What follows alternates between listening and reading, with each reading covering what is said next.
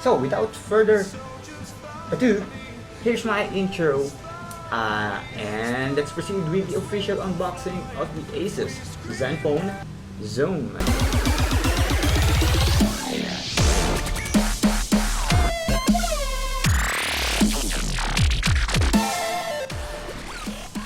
Here is the Zenfone Zoom. Very simple ang kanyang box. Ang kanyang code name is ZX551ML, color black with LTE, Intel MRF Z3590 2.5 GHz with 4G, 128GB internal storage. I'm not sure kung 5.0 or 5.1 na siya. 5.5 inch and then 5 megapixel front and then 13 megapixel rear with headset and black case. This is the actual retail box that you will have if you purchase this device. Ooh, di ba? Nakakabit na actually yung strap niya. Just tinanggal ko lang yung strap kasi nakakabit na siya. Maganda actually yung strap. It's a real leather. Hindi may nakalagay na Asus here. We have the micro USB to USB cable. AC adapter niya. I think this is a quick charging, guys, since it's a 2 amps na charger. You can see there.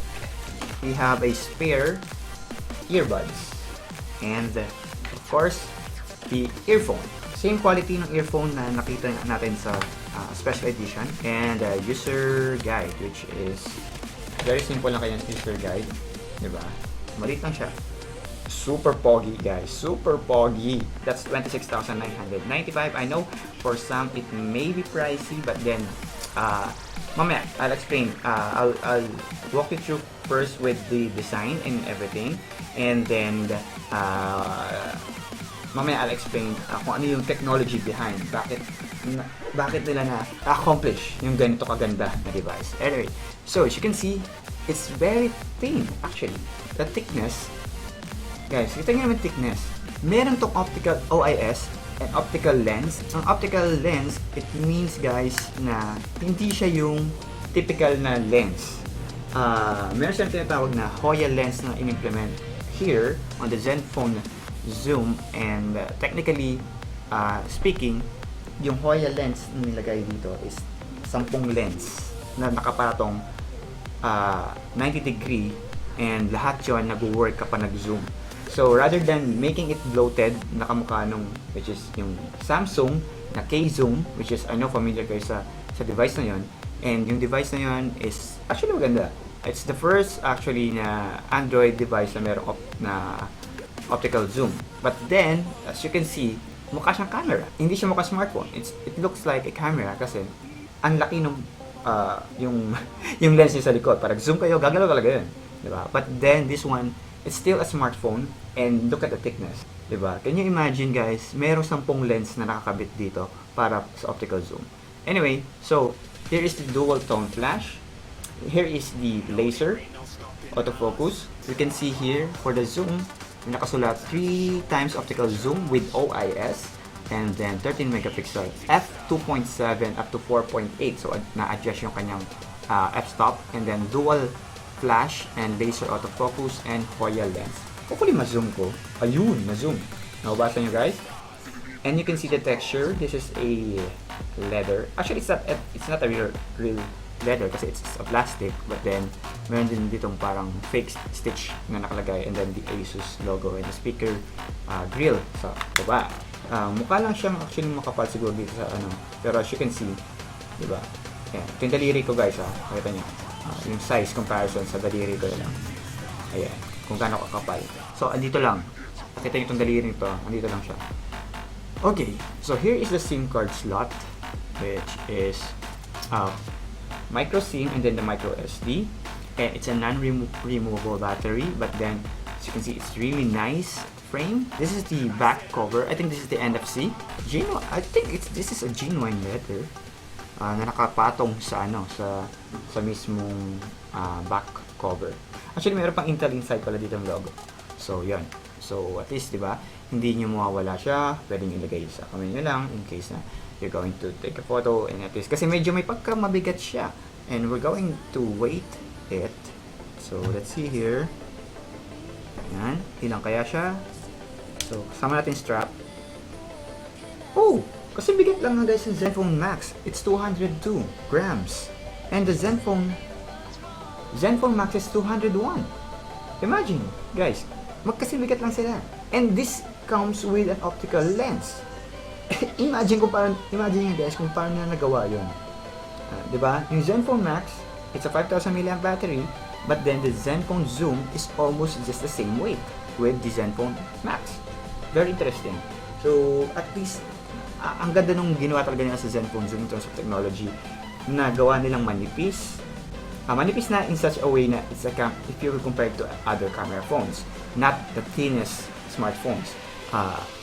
Magaan na siya in terms of its weight compared again to other smartphones or camera smartphones na available sa market. Okay, so in front it still has the Zen design, which is the chrome finish here at the bottom, and then the capacitive buttons, which is the menu, home, and recent apps, a micro USB port, and then the pinhole microphone. And on the side, itong pinakagusto ko dito guys, since again it's a camera smartphone, you can see na meron siyang here volume rocker on the side, and it also acts as the zoom in and zoom out, which is later I'll give a demo on that. And this is the power button, and on the bottom part is yung record button. So if you're into video, if you want to instantly record, you don't need to swipe in camera, click, zoom, just click nyo lang to, and automatically it will load yung video.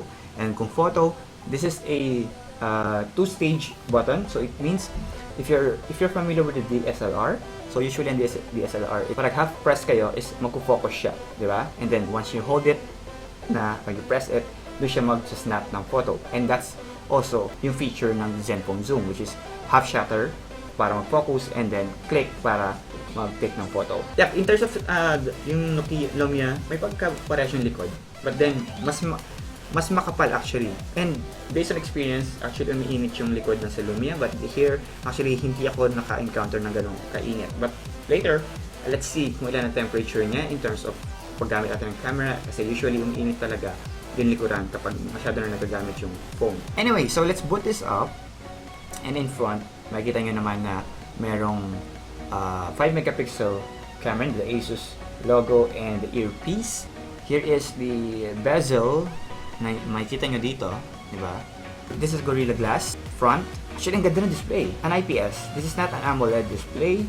So actually, based on experience sa Sinulog Festival, so marami sa amin gumamit, and actually, yun nga, medyo naging problema namin is yung display is syempre sobrang taas ng araw nung Sinulog, and sobrang liwanag, and medyo nahihirapan kaming tignan yung display. And actually me, since we have a separate video coming to unbox, and makita nyo doon na I'm shooting the Zenfone Zoom, and kinukunan ko siya, and actually I need to adjust my ISO, my shutter para lang makita yung display, dahil nga sobrang liwanag nung area for the Sinulog Festival.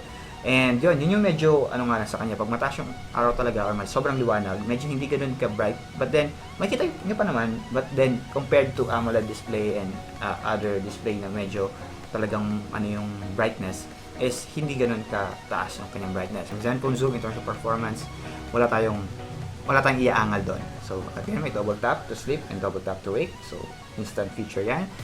Quick demo muna nung camera. So this is the record button. I'll press it. As you can see, it automatically jumps to the camera. And later I'll walk you through. Meron siyang manual mode and everything, and record. And then as you can see here, so magko-focus tayo here para makita nyo. Half press. Makita nyo? Nagko-color green yung bilog na to. So that's the half press, and naririnig nyo. And then when I click, and yung snapshot niya. I can say if you're looking for a camera-centric device na may optical, yes, it's just one of those devices na available sa market right now. And mamaya, I'll give the verdict in terms of the camera since nagamit na namin siya from Sinulog. So this is a full HD screen, guys. Yun nga lang, so if you're looking for a 4K display, so this is not the right device for you. And also, yung kanyang camera is hindi rin 4K capable. Yun lang yung medyo downside sa kanya. So although again, too mainstream pa ang 4K, so konti pa naman gumagamit ng 4K, and konti pa naman nakakapag-edit sa 4K. And yun. So it's just a full 1080p in terms of recording video, and also sa photo niya is a 13 megapixel. So the system, you can see, again, is the Zenfone Z00XS, more filled, 4GB of RAM, usable at 3907 with 128 GB internal storage, and also it's still expandable, guys. 128 na micro SD. So magiging total niya is 256. And again, Intel Moorfield, Anya Dell codename. Intel Silvermont 64-bit x86, Intel 506OH quad core. So it's a full 1080p, 5.5 inch, 403 dpi, XX HDPI. It's a PowerVR ROG G6430. The GPU clock niya ay 457 MHz, refresh rate niya ay 60 Hz, and LTE capable. It's a 3000 mAh na battery. Android version is running on 5.0, 4160 by 3120. Video resolution niya is full 1080p. Front camera niya is 4.9 megapixel. Ang resolution is 2560 by 1920. Full HD rin ang kanyang front camera. MP4 kanyang format. And now it checks the sensor. So kompleto siya ng sensor, guys. So the accelerometer, gyro, let's see kung gyro nag-work.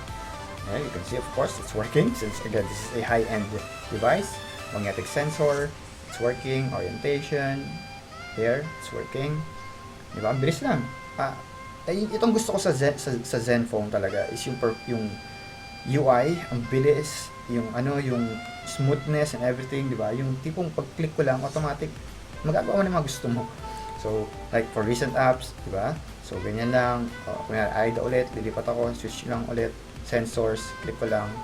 Ganun siya kabilis. Wala akong masasabi talaga in terms of performance. Sobrang sulit in terms, kung yun ang hinahanap talaga in terms of performance.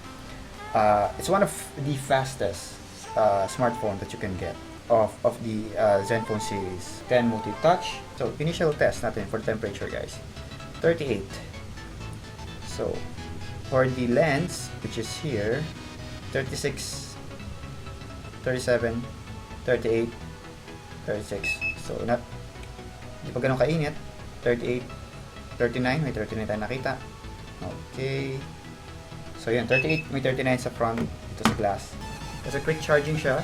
And yung quick charging niya is very impressive. Kasi parang in just an hour, almost full na yung battery. So far, yung capacitive niya nga lang, guys, walang ilaw. So, pero meron reflective. So, screenshot. Yan. You can set it. Hotkey. Pwede yung iset yung hotkey. Tap and hold recent app keys to take a snapshot. So, tap and hold down. So, shortcut yun. Para at least pwede na kayong mag-screenshot. Yung LED indicator meron. Screen color mode. So, you can set kung anong temperature niya. If you want it to balance. Blue light filter, vivid, or customize. Zen motion, as usual, yung touch gesture. So, you can set kung anong gesture niya. Kunyari, W, maglalan siya ng app and everything. So, C. So, dito rin kasi pwede rin yun na pag nag-draw ka ng C, automatic magla-launch yung camera. Which is, I think, yun, nag-launch yung camera. And also, yung one hand mode. So, pag in-on ko to, is pag nag-double press ako ng home, automatic liliit yun. And that is the quick trigger para sa one hand mode. And double click ulit para mag-move siya. So, double click para pwede kong i-drag. Yan. So, here, actually, medyo, yan. Hindi ko na ito timing kung paano yung ano. Pero yan, pwede ko i-drag, pwede ko i-iton to. Pwede ko i-drag na ganyan. Sa left, and then double click para bumalik. So, yun yung one hand gesture mode. So, power management, I'll set it to performance, which is here. As you can see, naka-performance tayo. I'll show you, this is the full crop. Yes. Okay? So, click ako. Yan, yun yung kuha niya. Okay? Kung ito normal niya, ha? Like normal, na hindi naka-zoom. Pakita ko sa inyo na matalas pa rin, di ba? So, compare that resolution with the zoom one. So, this is the zoom 3 times. And I'll take a same photo. And nakita nyo, this is, naka-zoom na to, guys. Naka-zoom na yan, pero look at the stabilization. So, yung OIS nga nag-work. Nakita nyo? Hindi siya yung nagsa-stutter. So, parang may fluid motion siya when you're moving. So, this is the same photo na kuha na naka-optical zoom na 3 times. And ito yung kanina na kuha na hindi naka-zoom. Look at the quality. Just the same quality na naka-zoom and naka-zoom out. So that's the benefit of optical. And yung naka-zoom, I'm moving, but as you can see, even though I'm moving, sobrang fluid pa rin. And that is because of the OIS. This is the best demo ng macro shot niya. I have here 50 pesos. I'll show you na i-zoom ko yung pera. Yan na, hindi ako naka-zoom guys. This is the shot kapag hindi ako naka-zoom. Yan. And this is the shot kapag naka-zoom ako. Alright, so there you go. Zoom out version. You can see the details, guys. Kitang-kita yung details ng pera. The different texture ng pera, kita pa rin. And here is the zoom in version. As you can see, almost walang difference. So dapat kasi pag naka-zoom in na, diba, parang pixelated na and everything. But you can see the texture. You can see the texture, guys. Kitang-kita pa rin yung texture ng pera. And again, imagine the form factor with that camera. Yung form factor niya ang hindi ganun kakapal compared sa ibang camera smartphone, and that feature is really one of my favorite in optical zoom, and I really use it kapag nasa event kasi I have actually an early access with the zoom, which is hindi ko yung ina-announce, but I have the early access na to test it and everything, and even yung unang version niya, yung firmware niya, this is the latest firmware, and actually they have optimized it. Yung recent firmware actually medyo hindi ganun kaganda, but yung recent update nila is sobrang sharp ng photos nakuha, and ito yung bago na nadagdag, which is merong manual mode. So usually, if you're a Zenfone user, pag-click ito, makikita nyo na pa nag-manual mode kayo, kailangan nyo papunta sa menu, and then click yung manual mode, and doon pa siya mag-manual mode. But right now, when I switch to auto again, one click na lang, manual mode, and you can check, you can set the white balance here. You can play with this, diba? Exposure, as you can see, in real time, nakikita yung update. The ISO, which is up to 3200, and then also the shutter count, or the shutter speed, sorry. So 32 seconds up to 1:16,000. And then autofocus, which is you can set to manual and everything. So you can also set that to the video. Same module, yung nga lang wala siyang shutter. Meron lang white balance, EV, ISO, and autofocus. Ito yung medyo limitation ng usually ng mga smartphone cameras. So it's still not a dedicated DSLR feature. If you're into time-lapse, usually kasi pag time-lapse, kailangan nyo babaan yung exposure to -2, and also bababaan nyo to 50. Diba? So, nakita nyo, nung binabaan ko ng 50, bumalik yung exposure ko to 0. So it means sync yung dalawa, yung exposure and ISO. So kapag ginalaw ko ulit yung shutter to, let's say 2 seconds, yan, and then yung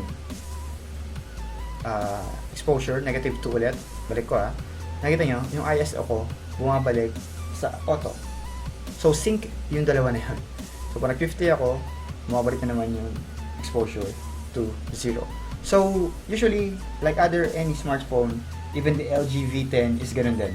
So, chinek ko yung iba. So, yun yung usually na limitation talaga ng ano. But I'm not sure if this will be fixed with the Marshmallow update. So, since Marshmallow is meron silang dinagdag na API for the camera functionality. And I'm really excited to see yung additional features ng Marshmallow for the manual mode. And so far, that is the limitation in terms of the camera, and talagang hindi siya fully manual mode. So it's like a semi-manual mode kasi again, as what I've said, yung ISO pag binaba mo and binaba mo rin yung exposure, hindi sila sync, ay hindi sila totally manual na na-adjust. So yun lang yung major downside doon. But then again, in terms of functionality of the camera, so far wala akong masabi. Latest firmware is 8 thumbs up, maganda yung update niya. So yung button niya, kung gusto yung mag-record ng video, automatic, kita nyo, pag press ko, record nga na, and automatic kung press ko ganyan, yes. Ginamit ko to actually sa shot which is sa unbox, which is I'll be editing pa, sa unbox na video. Ito yung ginamit namin actually para mas stable yung Zenfone zoom. So, ito yung ginagamit ko actually. So, sabihin nyo baka dinadaya. Binaba namin to, which is pag ginabit yung ganyan, nakita nyo, ang ginagamit na lente is yung sa zoom. So, hindi yung macro. This is a macro lens, pero meron pa itong wide lens, pero hindi namin ginamit kasi we really want to use it. We want to put it on a tripod and pwede namin kabit. So, usually, kung talagang gusto nyo talagang full dedicated na panggamit sa Zoom or any smartphone, I also recommend purchasing this one, so you can mount it on a tripod and also you can put it here. So, pangalan nito is Cinema Mount. You can search it on the web. So, sa mga curious kung ano ba itong purpose ito yung ginagamit ko. So, usually, ito yung ginagamit ko para stable yung mga shots and everything, para madali ko mahawakan yung mga smartphone. Camera-centric talaga yung target market ito. Ako hinarap ko talaga sa mga phone, usually OIS, which is kasi I'm a video-centric guy, guys. For sure, alam nyo yun, na I really do video most of the time, and napaka-laking factor sa akin yung may zoom, may OIS. This is the normal shot, and this is the HDR shot. Ang main difference niya sa HDR is yung black. You will notice yung black or yung sharpness, yung color, then yung depth ng color.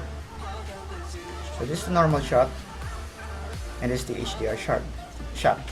So mas dynamic yung kanyang color. As you can see, di ba? Mas kita yung details and everything, and yun yung HDR. Yung low light. This is the low light na long exposure. Ito yung una, yung hindi pa na firmware update. Makikita nyo, ito yung hindi na firmware update. Ito yung lumang firmware niya. Nung nag-update kami ng firmware, ang laki ng improvement. And this is the improved na version ng shot, which is the same shot that we've taken. So far talaga, sobrang laki ng improvement nung nag-update ng firmware. So, I'm expecting na mas gaganda pa siya in the next coming months, which is kasi continuous na update ni Zenfone. So it's actually not bad for a quality ng ano. So this ando kami sa part, yung madilim na part ng area ng Ayala Center, Cebu. And you can see na kuha niya pa rin yung details of the ano. Yan. Diba? Yung text, kita niyo yung text sa gilid. Ayun, Cebu. Readable pa rin yung text ng Cebu, which is here. Ito, guys, zoom in. I think this is my demo. Ito na zoom. Nag-zoom in, zoom out. Naka-zoom in yan, guys. Then, zoom out. Nakita nyo yung quality. Nakasaksak ako ngayon, guys, ha. So, for sure, mainit to. But our temperature right now is 40. So, may camera module. So, here, ito yung importante, guys. Ito yung sinasabi kong naging issue ko sa Lumia.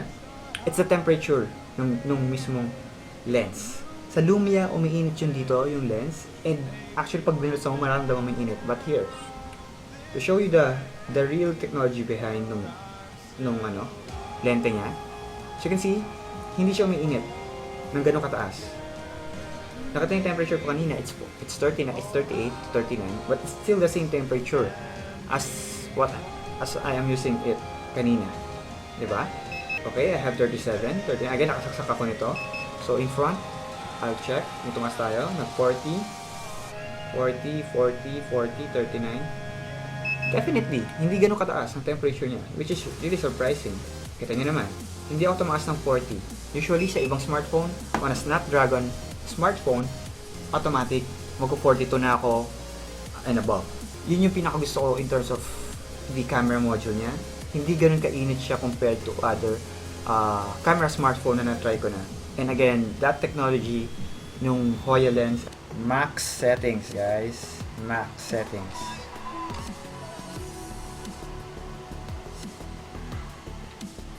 So, may mga drop frames na konti since, again, nakasaksak ako. So, as you can see, so, very smooth. Tingnan naman, gano'n ka-smooth. Then, I'll switch again to another, let's say, I'll move to the speed test. Kita nyo, go-load agad, and recent apps, camera, I'll move to camera, and I'll take a shot. Yan, ito nyo. Okay, so I'll move again to the gaming. So let's just say here sa GTA. Yan, kita nyo? makakapaglaro ka ulit. Di ba yung tipo gusto mo kumuha ng photo? So let's say, for example, balik ka rin ko. Ito yung mga case scenario, bakit beneficial yung may button dito sa taas. Okay, let's say I'm playing game. And then I want to, may nakita akong chicks. Maganda yung chicks. As in chicks silog. Diba? So, kuha ko ng picture. Automatic switch ako. Oh, nakita ko si ate. Ayun, nakunan ko kagad si ate. Imagine guys, gano'ng kabilis. Pwede kayo mag-switch kagad to camera and then balik kayo sa games. Tapos pag hinuli kayo, anong ginawa mo? Naglalaro ako dito eh, bakit? Diba? So yung mga ganun palusot. Selfie. So beautification guys by default. Ayan. So, wait. So, papatapain ko naman yung ayoko papayatin. So, mag-blush on na naman ako. So, papagandahin ka ni Asus. Softening. O, 10. Sige. Patabain ko yung ano ko. Tapos yung mata ko palakihin ko. Yung anime. Diba? O, anime.